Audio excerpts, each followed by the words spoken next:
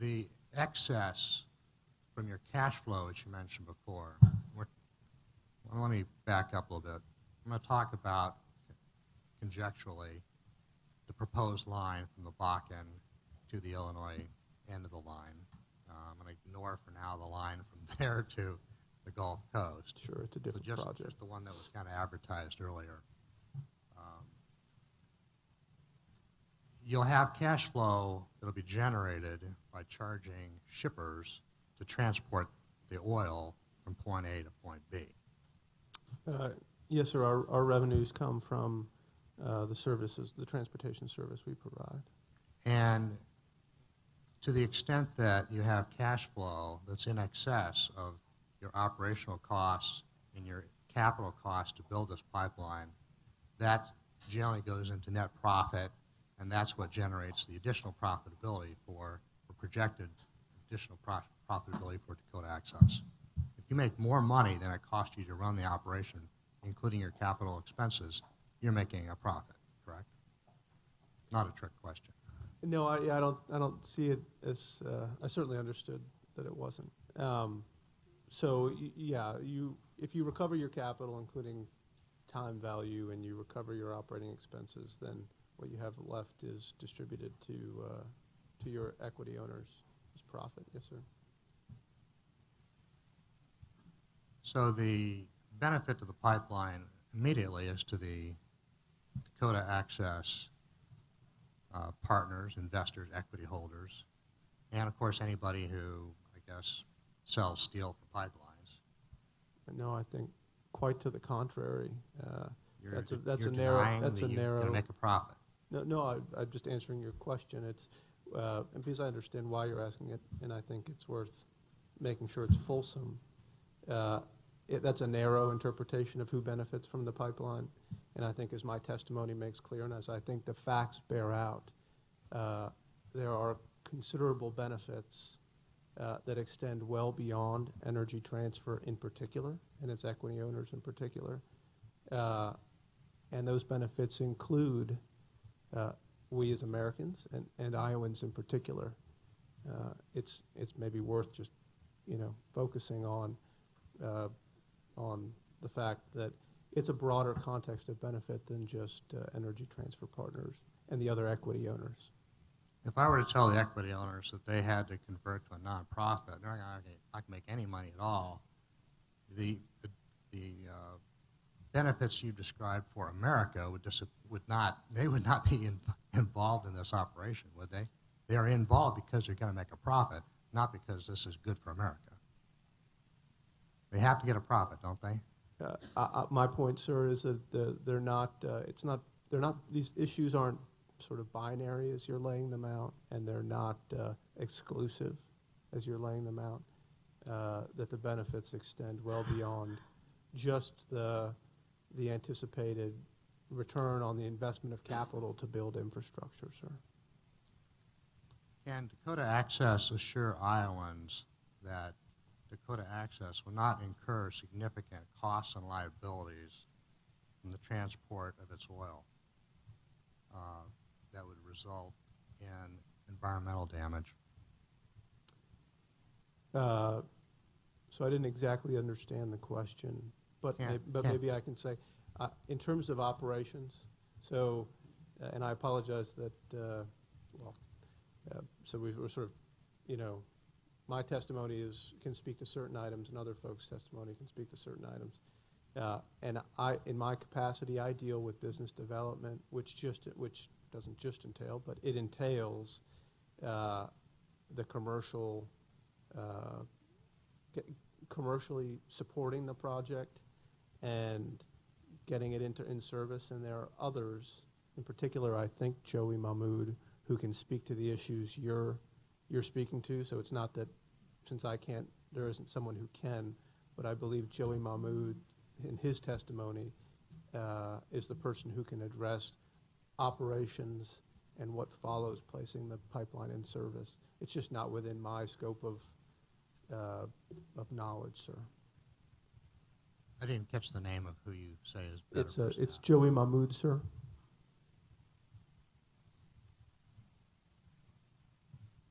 In your the reason I ask is because Dakota Access filed the SEC filings under your initial, so, you know, that's why. But I'll skip that question for now. All right, another item that shows up in the SEC filings is that Energy Transfer Partners apparently has a captive insurance company. Are you aware of that? I've seen the reference, sir. Mr. Prey, Yes. I'm even having difficulty, and I have an extra speaker here. If you can Okay. try and just speak directly into the mic. Right in, okay.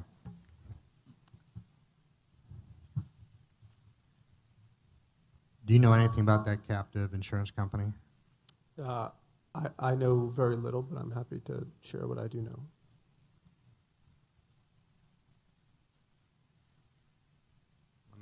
Let me ask you this.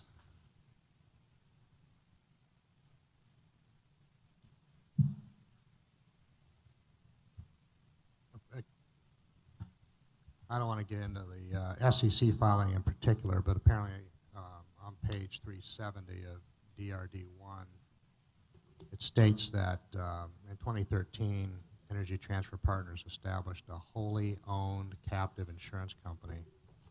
My question, if you don't know the answer, just say you don't know, is whether that insurance company is also providing coverage for casualty or liability claims that would be filed against Dakota Access for any environmental matters.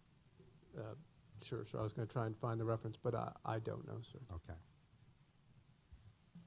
Mr. Prey, could you please restate the exhibit and page number that you were referring Sure. to? It's DRD1, page 370. It's the 10K from 2014. Thank you. And it talks about the policy or the insurance company on section 12.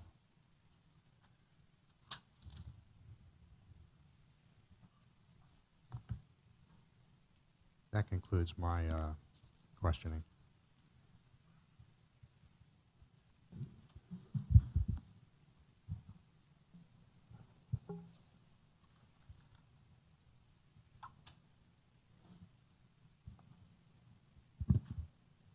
Mr. Sandgren, do you have any questions?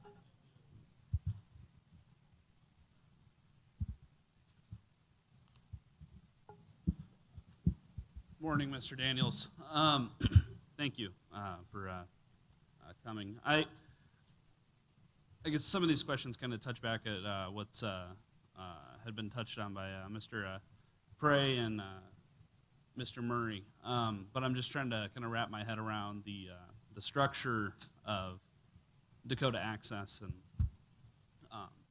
would you please just go ahead and explain again for everybody in the room who owns what? Because I'm still confused as far as who the partners that own Dakota Access are, and then who owns those partners. Sure. So in general terms, as discussed in my testimony, I can describe it. I think it may be Mr. Fry who goes into greater detail and who can testify in greater detail to the nuances and the names and that sort of thing of the entities. But effectively, Energy Transfer Partners and its subsidiaries of Energy Transfer Partners own 75% of Dakota Access LLC. And then a subsidiary of Phillips 66 owns 25%, and so that's the ownership. Okay, and then as far as the Dakota Access, kind of like we talked before, they're a common carrier. They just own the pipeline, the pumping facilities, the valve, those sorts of assets. Correct? Dakota Access LLC is a common carrier service provider. It's a provides transportation service for crude oil. So it doesn't actually own the oil whatsoever? Dakota Access LLC does not own the oil it transports. The oil is the property of the shippers who are contractually obligated to send it with Dakota Access, correct? So there's a lot of questions in there, but I think the answer to your question is that Dakota Access LLC provides transportation service for shippers. It does not own the oil. Okay. So if I wanted to buy any of the oil for my own personal use to heat my house, whatever, I would not go to Dakota Access and purchase it, right? If you wanted to use crude oil to heat your house? For whatever use, put it in my backyard, whatever I want to do with it. Dakota Access LLC would not be selling the oil that's being transported. So Dakota Access will not be selling oil to Iowa citizens.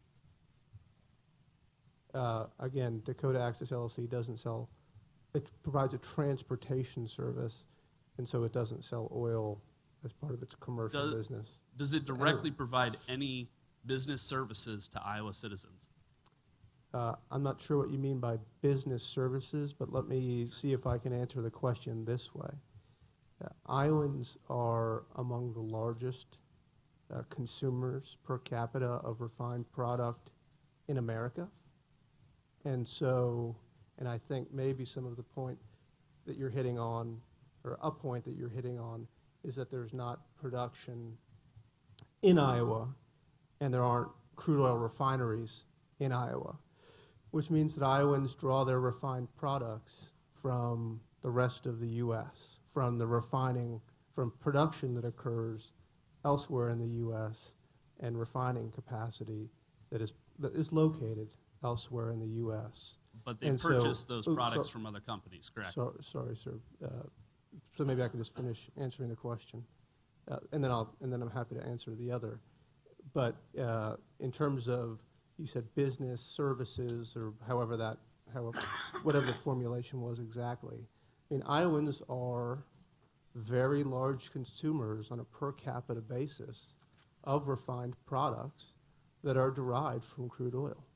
And so I think the last annual statistics that I saw from the EIA placed Iowa 8th in terms of total dollars expended on motor gasoline. And the last annual statistics I saw from the EIA placed Iowa 8th, again, in terms of how much distillate on a per capita basis Iowans consumed as a comparison to other Americans. And so, in terms of state per capita consumption. And so, Iowa derives a significant benefit from the fact that crude oil logistics are in place in this country to move our domestic resource to our domestic refining capability, because that's how crude oil is turned into the refined products that we as Americans all use, and Iowans in particular use on a per capita basis more than most. Can you tell us how much of this this oil would be turned into gas in the products that we use on a daily basis, since you invoke those as part of the need? Does Dakota, sorry, let me rephrase my question. Does Dakota Access have any control over how this oil is used? Crude oil actually has no intrinsic value if it's not refined into refined products. So there's not a market for crude oil that it gives it an intrinsic value if it's not converted into motor gasoline, into distillate, into jet fuel, into asphalt, into all of the things that we rely upon. So Sure. all of that crude oil gets refined. Okay. And gets turned into the products that, in the context that I'm talking about, sorry, I'm getting over a bit of a cold, turned into the products that Americans use and Iowans use. Again, on a per capita basis, they're among the leading consumers of these products. Iowans spend, in terms of their rank on a per capita basis, they rank 8th in terms of their expenditures on motor gasoline. And so when you look at that data, your context was business benefit or sorry, I forget the exact wording, but the facts are that Iowans, like Americans in general, rely upon crude oil production, rely upon crude oil logistics, and rely upon the refined products that come out of refineries in order for all of us to live the lives we lead. Okay. So I guess, still trying to, work it through my head. My background's actually in wind energy, and so it would be like, the wind company, Dakota Access doesn't own, if you translate it, they don't own the windmill that's generating the energy. They're just transporting the electricity. Is that a fair analogy? I don't quite understand the context. Since your experience is in wind and mine's in crude oil, that's probably where some of the translation Sure. differences occur, right? And that's going to happen, and that's okay. But Dakota Access LLC is a logistics provider.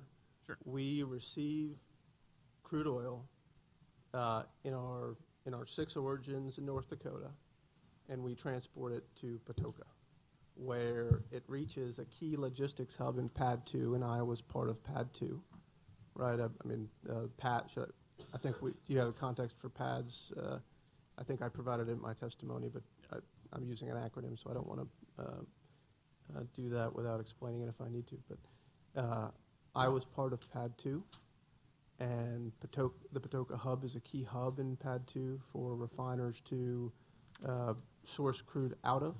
And so that's the service we provide. We provide service, transportation service for crude oil from our 6 origins in North Dakota to Patoka, sir.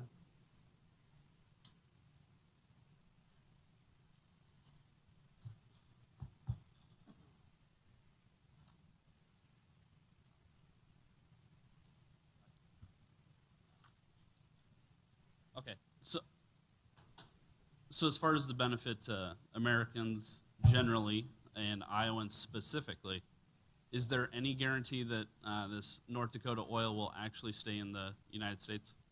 You alluded to in your earlier testimony that there were exemptions to the ban on the exportation of oil. Can you go into those exemptions, please? So the only exemptions of which I'm aware are that you can export crude oil to Canada, which happens in quantities that I can't quote exactly. And then there are some very limited exceptions that the federal government just allowed for exports to Mexico. And so that's part of the answer to your question. And then I think the other part of the answer to your question is when you look at the logistics that we're putting in place, Sure. it makes it the case that logistically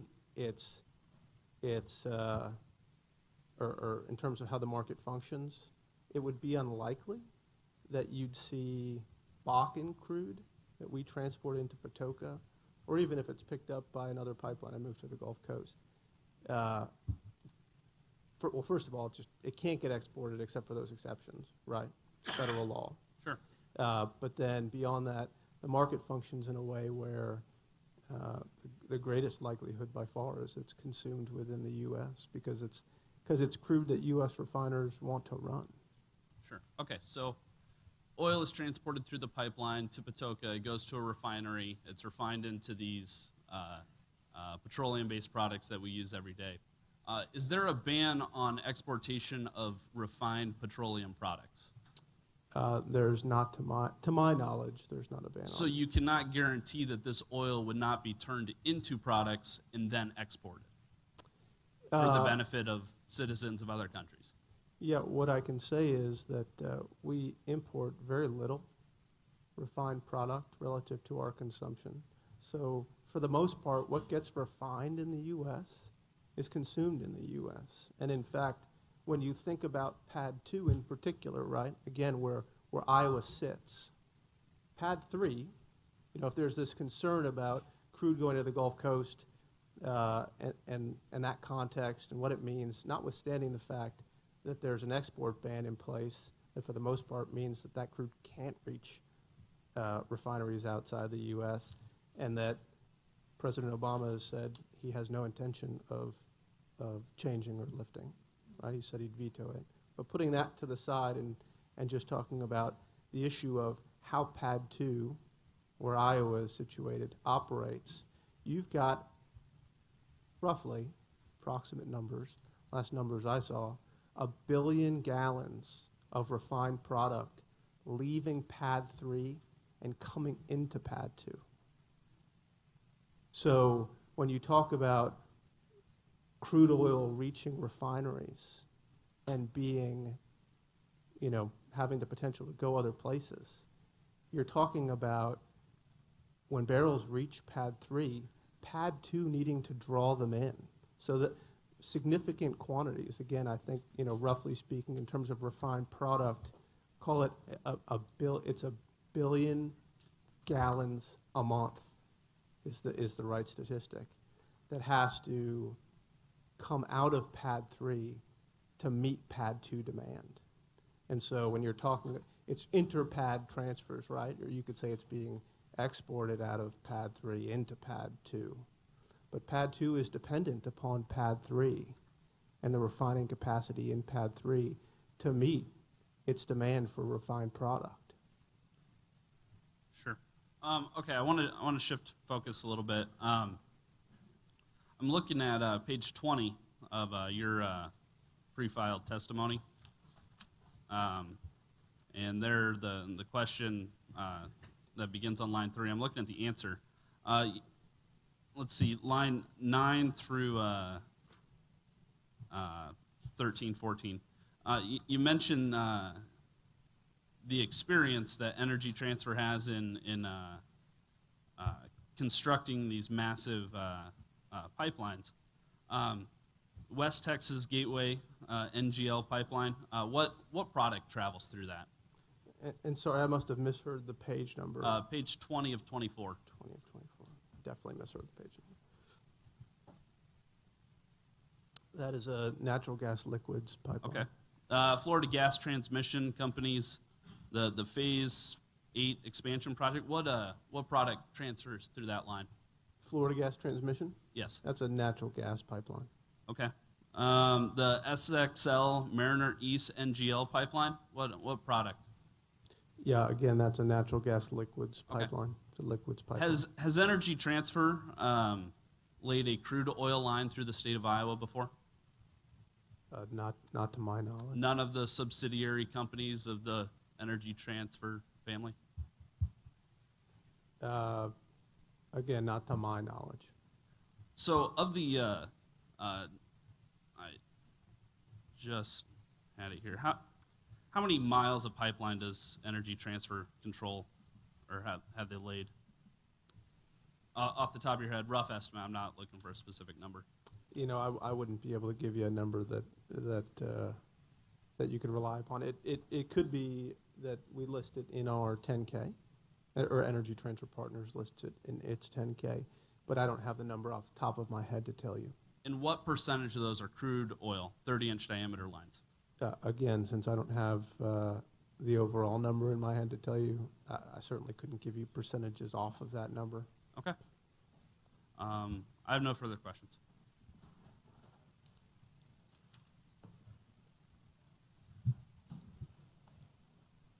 Mr. Putney?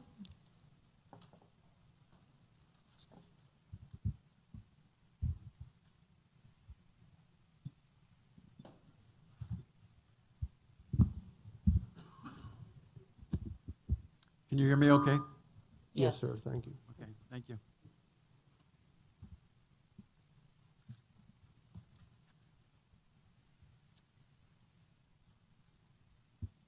I'd first like to ask some general questions. There are multiple oil shale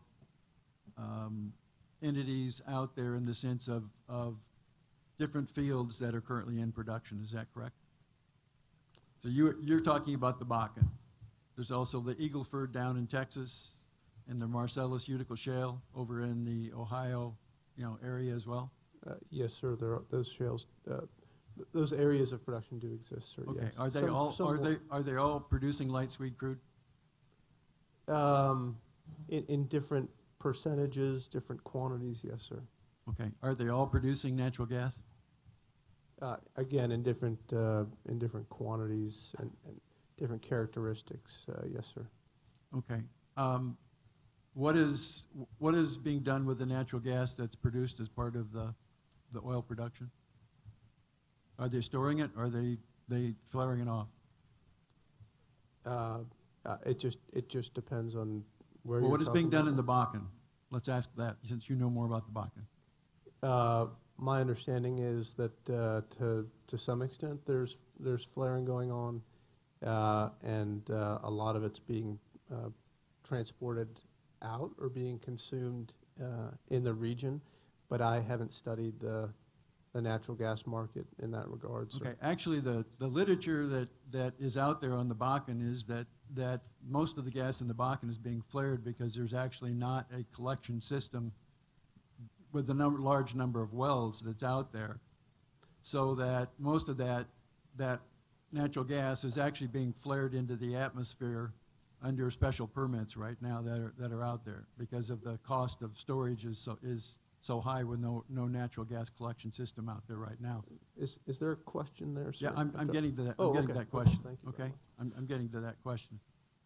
I think your testimony, your initial testimony, said that there were 7.4 billion barrels, is what the USGS survey said. That was a 2013 statistic, sir. I've seen numbers that are different from that, but that's absolutely a statistic we quote from 2013. Do you have another number than that? I've seen numbers more recently that are in the 20s and sometimes in the 30s, sir. But Are those from USGS? no, sir, they're from other sources. Okay. So let's assume that the USGS survey is accurate. It's 7.4 as a starting point. I think it was accurate for their analysis in 2013 for the technology as it existed at that point. Absolutely, sir. Okay. You also testified that there's 1.1 million barrels a day that are coming out of there. Yes, sir. So that would be over 400 million barrels a year. Your math is better than mine. I've Quick off the bat. got a calculator, so But- I'm assuming my calculator is pretty close to being correct in Yes, terms sir. of that. All right. Yes, sir. The production in 2012 that's come out of the Bakken was estimated, well, actually it wasn't estimated, it was actually 220 million barrels, and it's increased 30% each of the last 2 years up to where you are currently. Is that a fair statement of where the Bakken has gone since 2012, 2013? Could you say the numbers again, sir? You said them quickly. In 2012, the production that North Dakota has reported coming out of the Bakken is about 220 million, and it's been increasing about 30%, 29 to 39% a year. So it's currently up at about 400 million. Would that be a fairly accurate reflection of what's gone on in the Bakken in the last 3 years? So I don't have those statistics, sir, off the top of my head, so I can't confirm it. But the number today is around 1.1. Well, I sir. assume you're the director of operations. You know what's going on in the Bakken with your competitors and everybody else out there. Is that So correct? I'm not the director of operations, sir. No. Oh, okay. So if we assume that the 7.4 billion barrels that was the USGS number, and you're taking out 400 million barrels a year, the actual useful life of the Bakken oil field is less than 19 years, and that's if we started today. Do you know how long oil's been coming out of the Bakken oil field? I think for quite some time, sir. Smaller quantities, but it was always producing something. Okay. The North Dakota historical documents show that they date back to April of 1951. Okay? So if that 7.4 billion barrels was actually correct, we've been taking oil out of the Bakken for a long time. And it would appear that the useful life of the Bakken is probably 15 years or less. So Would that be a correct assumption? no, sir, I don't believe so at all. Okay, and based on what do you make that analysis? So that was an analysis. The statistic was 2013, right? I think they published it in April. Have they revised it? They have not revised it. But what you've seen in the Bakken, and I think there's plenty of well-known literature about this, is the technological improvements that have come about since 2013, and I'm talking about slickwater fracs, I'm talking about greater staging, longer laterals, I'm talking about greater number of stages in terms of per well stages of the hydraulic fracturing process. They've shown material improvements since 2013. So you're saying they're now able to get more production out of the same wells? Could we ask Mr. Penny to let the witness finish and answer before he jumps in? Thank you, Mr. Dubinsky. Mr. Putney, one of the things that we need to do is make sure that we ask the question and then we wait for them to answer, and then if you have a follow-up, you can bring that up at that point in time. Okay, thank you. Please complete your answer. Thank you.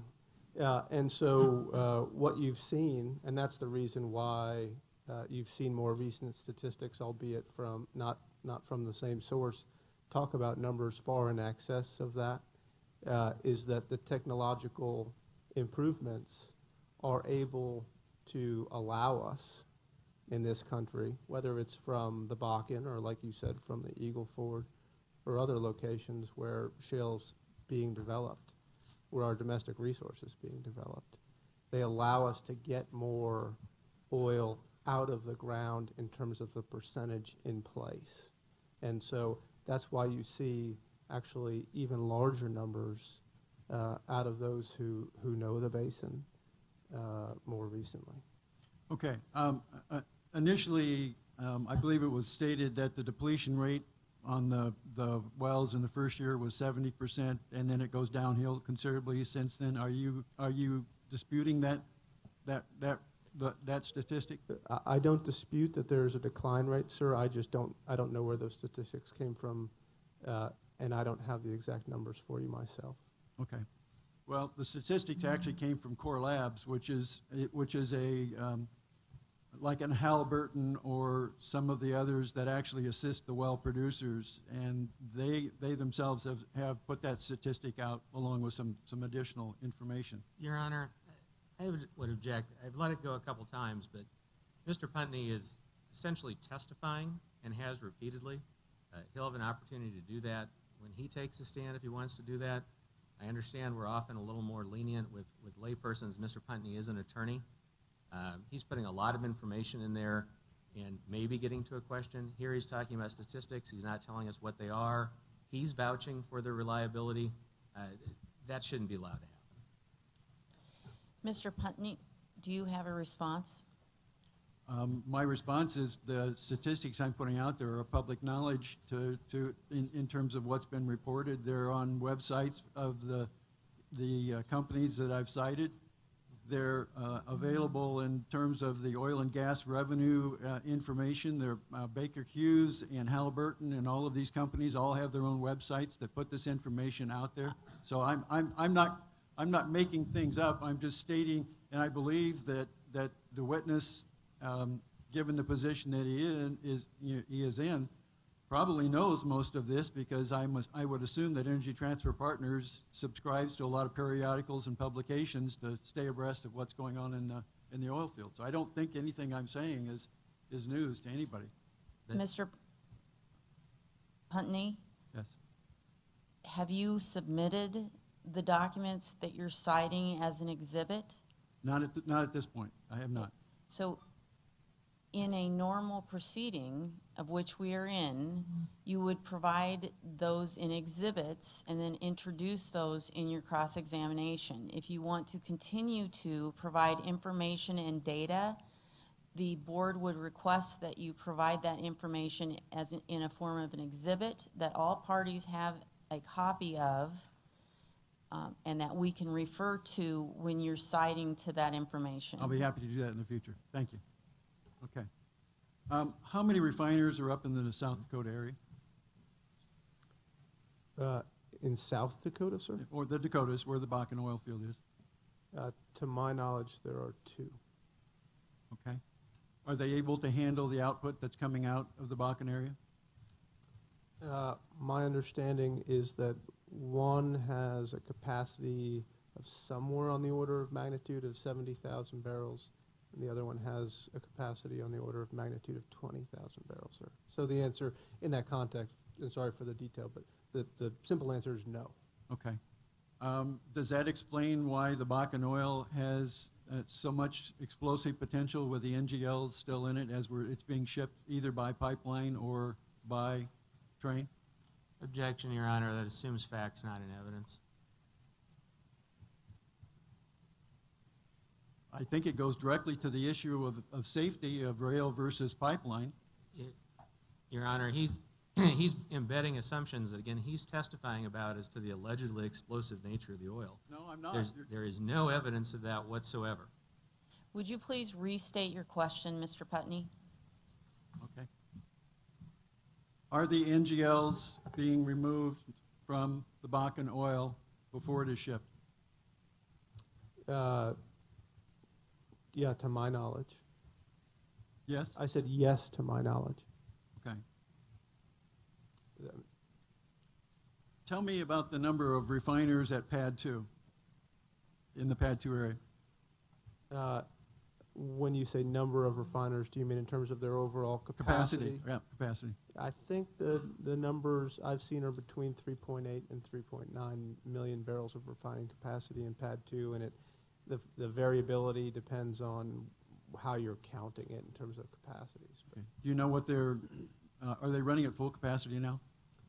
So refineries don't typically run at 100% capacity. That's just not how they operate, in my knowledge. But when I've looked at the statistics, and I've done it more nationally, it's actually what I've seen is that utilization rates in the U.S., of which Pad 2 is a part, are generally speaking the highest they've been in the last 5 years.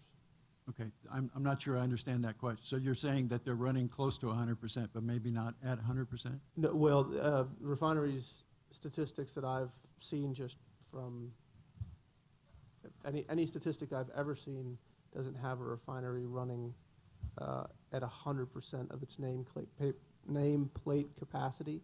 But what I'm saying is, as a general matter, the U.S. refining complex is running at the highest rate, generally speaking, that it's run in the last 5 years. Okay. So if you run 450 or 570,000 barrels from the Bakken to a Pad 2 location in Patuca, Illinois, how much of that would be refined in Pad 2? So we're just the transporter, Yes. and so that depends on a multitude of factors. It depends on who's in turnaround where and what the seasonality is, and so there's no definitive pinpoint answer, but the answer is a substantial portion, and again, depending on season and sort of the other circumstances, month by month or year by year, it would vary, but a substantial portion, I believe. So if they're already running at or near capacity with the oil that's coming to them now by the current pipelines and by rail, why would they need additional oil from you? So for a couple of reasons, right? And this is really the key point that I've raised or a key point that I've raised in my testimony. But refiners look to optimize and to source in the most advantaged way that they can the crude oil that they run. It's the case that Pad 2 is heavily dependent on foreign oil, and so in terms of looking to run a resource, they're attracted to the Bakken barrel in terms of its cost-advantaged sort of place in the price stack. And so there's an advantage there in terms of being able to source Bakken crude over other types of crude. There's also the case that in terms of strengthening their ability to source crude reliably, right, building the backbone by which our domestic refining complex is able to run efficiently, having additional pipeline access to a key point of production like North Dakota is something that supports their ability to operate efficiently. And especially when you're talking about a state that's the second largest producer of crude oil domestically in this country, PADD 2 is you would expect, and they are, as evidenced by the fact that we've gotten an aggregate commitment level that is substantial.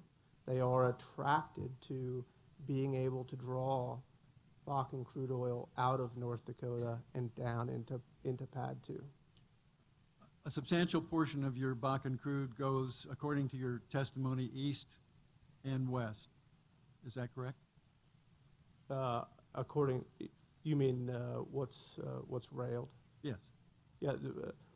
Historically, the data I've seen is that since there's inadequate pipeline capacity to take the crude to PADD 2 and PADD 3, crude oil goes where it can, right? I mean, there's 1.1 million barrels it needs to clear, and so it is cleared by rail to the coasts. Okay.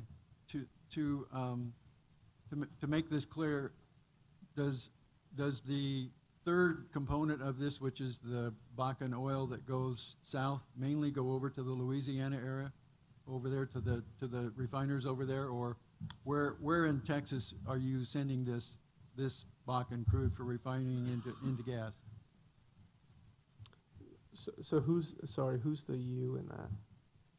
Well, I'm talking about Dakota Access. As you are doing this line and everything else going down all the way down, where are the refiners that would use this additional 450,000 barrels down in Texas? Yeah. So Dakota Access. I mean, just to be clear, because I want to make sure I'm understanding your question, but Dakota Access transports crude from North Dakota, that's where our origins are, to Patoka.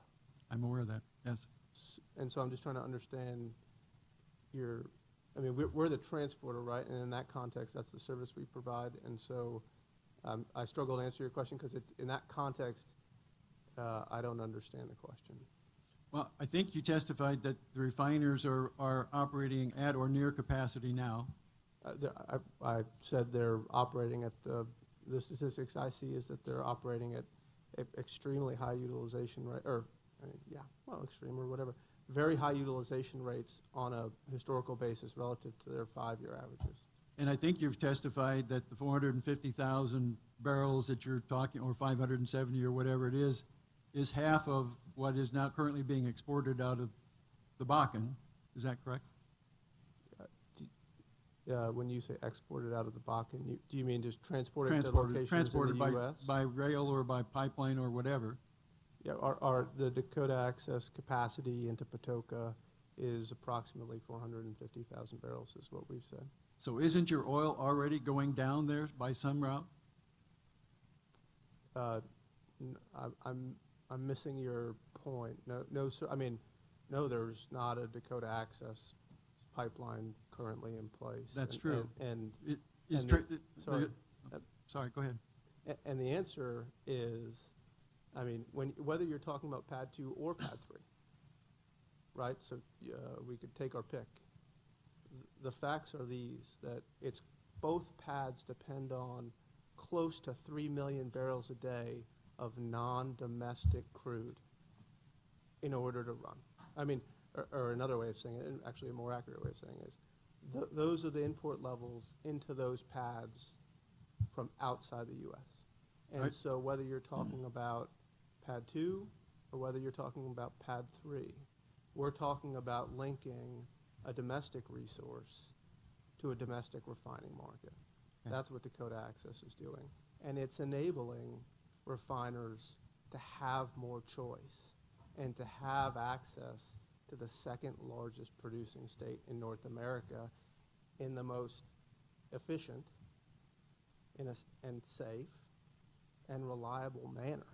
And that is why, right, or the indicia of that is the fact that when we went out into the market, parties wanted it, right? Parties saw the value in the capacity. And so crude, it's sort of, it goes back to my point about the crude moves where it can, right? So is crude oil in the Bakken moving to U.S. refineries, for example, East Coast refineries or West Coast refineries to a lesser extent? Yeah. But what's the reason for that? It's because there's the market is telling us there's inadequate pipeline capacity for the barrel to move where it wants to go. And that's what Dakota Access allows to happen.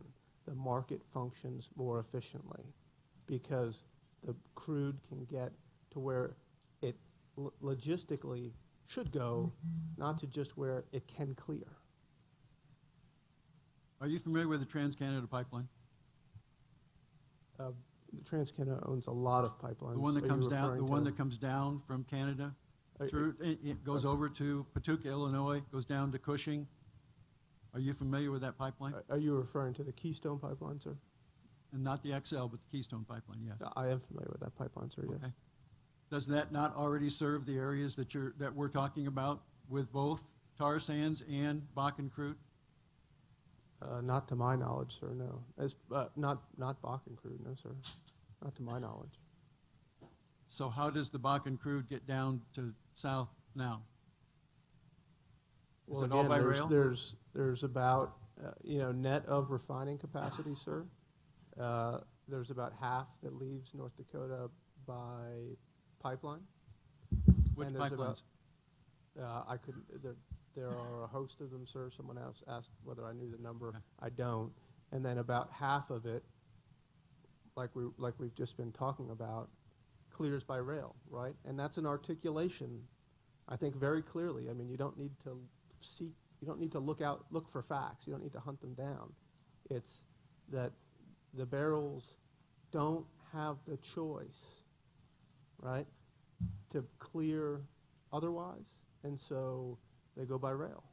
And then when we went out into the market to inquire about, is that what the market wants, we got a resounding no. They wanted to have a pipeline that linked 1.1 million barrels of North Dakota production to PADD 2, into the Patoka hub. Mr. Daniel, can you attempt to try and speak into them? I know it's difficult Yes, turning, absolutely. but when you turn sideways, it loses its context online, and we would appreciate that if Yes, you would. ma'am. Thank you.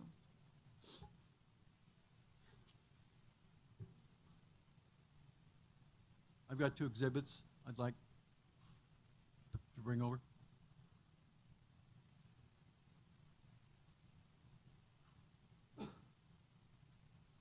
Are the exhibits filed? No, Are they numbered? yes.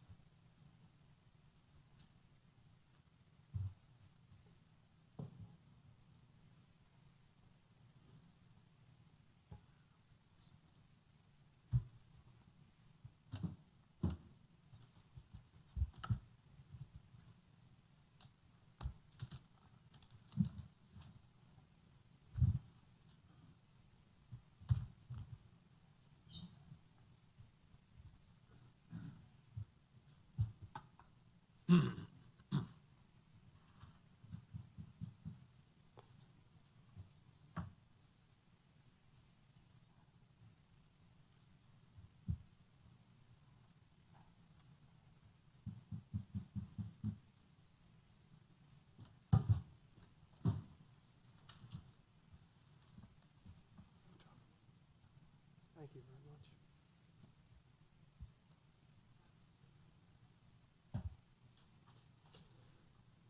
Take a moment, look at those, if you would, please.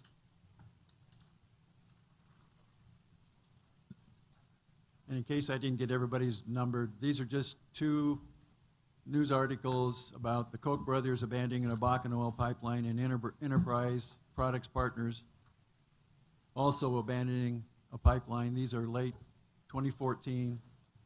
They follow up, or I guess the Koch brothers is January and Enterprise is December of this. This is a follow-up to what Wally Taylor said, is that the are a large number of players out there who have looked at Bakken pipelines and the transporting issues of that along this entity. Are you aware of either one of these projects? Yeah, I was aware of them while they were being proposed, sir. Okay. Are you aware of any other projects that have been canceled that we've not talked about? Not off the, there was a One Oak project prior to these, earlier in time. But other than that, sir, no, I can't recall any. Okay, I don't have any further questions. Thank you.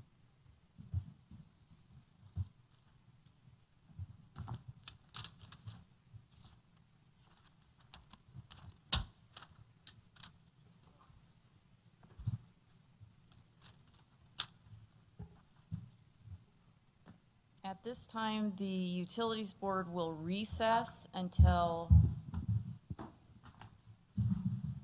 1:05, right in there, for lunch.